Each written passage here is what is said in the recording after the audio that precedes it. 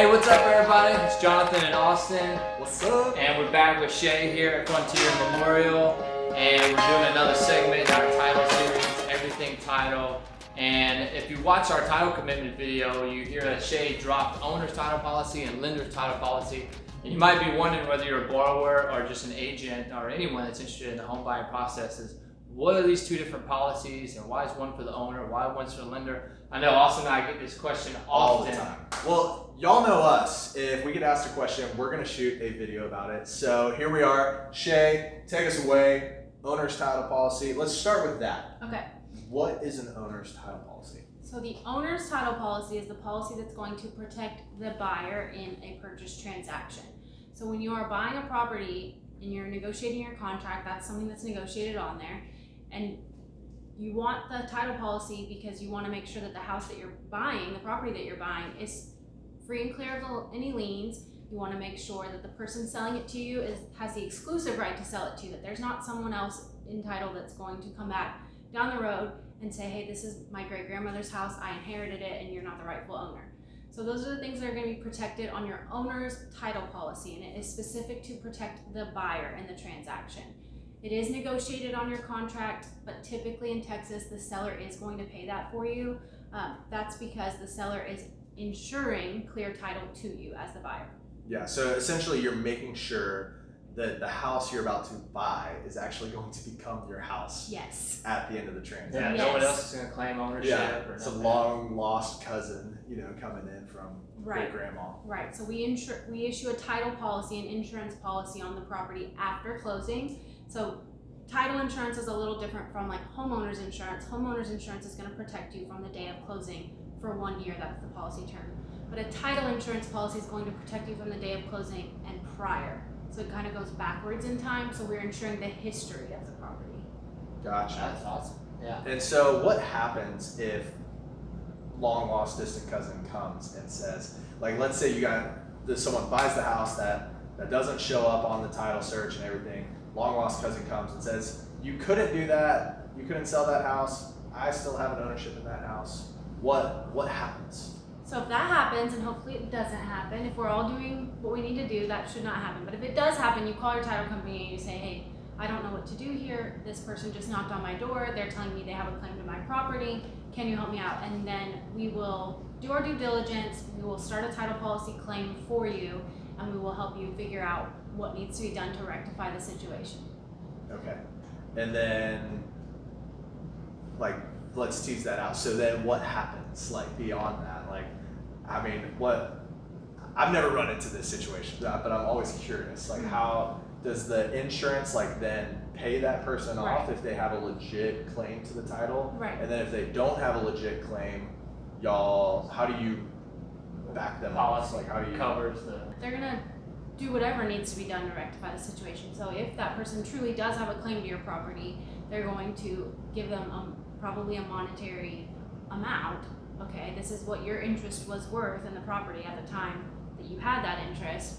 Now here, sign away your claim to the property to our buyer that we insured so that they can continue owning their property with no one else knocking on their door. So yeah, that was a little off script to go all the way down that rabbit hole, but I think that's really important because what you'll see often if you're getting a mortgage is that the owner's title policy is optional, and you're nuts to not get an owner's title policy because of that. Right. I mean, that is serious protection that you as a home buyer want to make sure you're getting, and even if you're not getting a mortgage, you'd be even more crazy to not get an owner's title policy. So That's right. yeah. There's very, very rare circumstances where you may not get an owner's title policy. You might feel comfortable with that. One instance would be a property that's been in your family for 100 years and they're just going to deed it over to you as the next in line. You might feel comfortable that your family has owned it for that long, that no one else could have a claim to it, and in that case, that would be one situation that I can think of that you may decide, okay, we don't actually need an owner's title policy, but I don't know. Even then, you never know. Yeah, yeah. Better safe than sorry. Is what That's a great example, and that leads us into the lender's title policy piece. So even if that is your case, property's been in your family for 100 years, they're deeding it over to you, doing a gift of equity sort of thing, but there's still a purchase, and they're going to get a mortgage to pay to be able to acquire it from the rest of your family. The lender is going to always require A title a policy. lender title policy. Yes. yes. So that's so when you, in that case, yes. Either way, if you're buying a house with a loan, you're gonna have two title policies. The one that protects the buyer, the owner's title policy, and the second Right. policy is to protect the lender, because they're lending a large sum of money to you to purchase this home. They need to make sure that their loan is intact, it's gonna remain intact, and there's not gonna be any other liens that could affect their ability to recuperate the property in the event that, you know, you're not making your mortgage payments or something like that. So yes, there's always two title policies, and at the beginning I said that when you negotiate your contract, the seller tends to pay the owner's title policy, but as the buyer, you are responsible for the lender's policy. That's not negotiated in the contract, it's just understood.